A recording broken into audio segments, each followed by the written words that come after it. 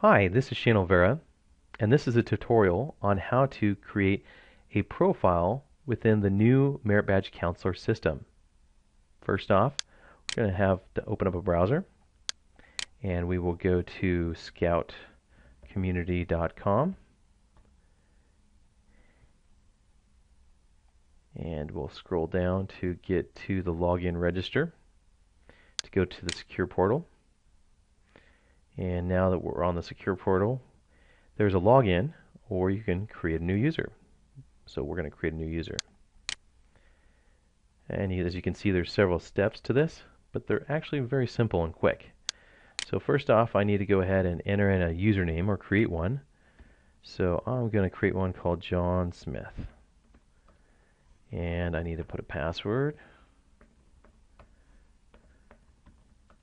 And I need to put an email address. And this email address is important because it will send you a link after you've registered to activate your account. And then the date of birth. The date of birth is required to validate you to make sure that you're BSA registered. There's a file that we receive from the council that has your information in there, and we validate against that within the ScoutCommunity.com system. So I'm just going to put in any date of birth right now because this is just my test.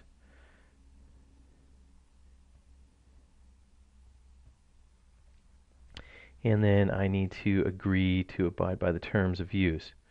You can click on that and go to the terms of use that's on the site. It will go through the privacy policy and other expectations as far as how you'll use the system. I'm going to agree and go next. This next is to select the actual council. This is currently set up just for the Cascade Pacific Council, so I will just leave it at the default and hit next. Now I need to put some information about myself, so I'm going to put John Smith and put an address.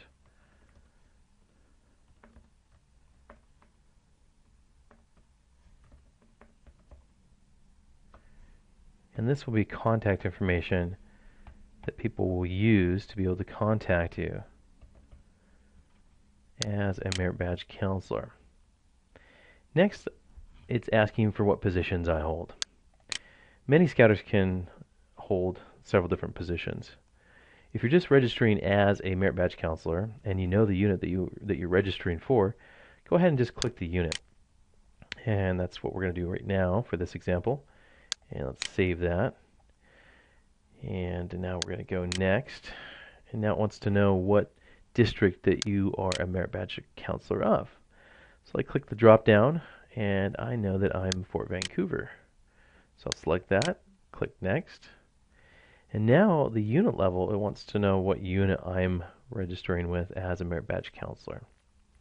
So I'm going to click this, it will pop up and allow me to perform a search.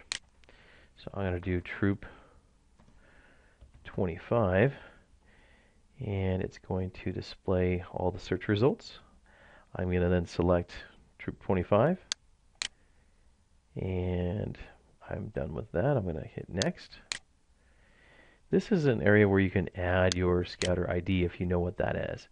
This will also help in matching up with your registration through the ScoutNet system to verify that you are a registered Scouter, or a Merit Badge Counselor in this case.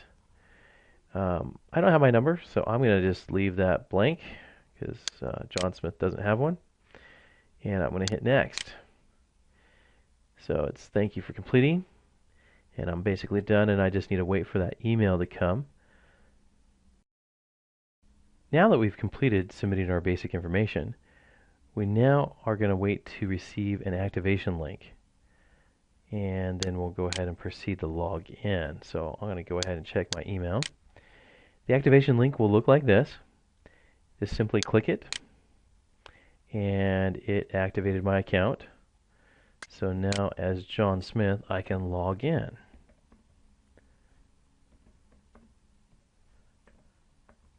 Enter my password. Now as I'm logged in, I can see my dashboard and it has a list of to-dos.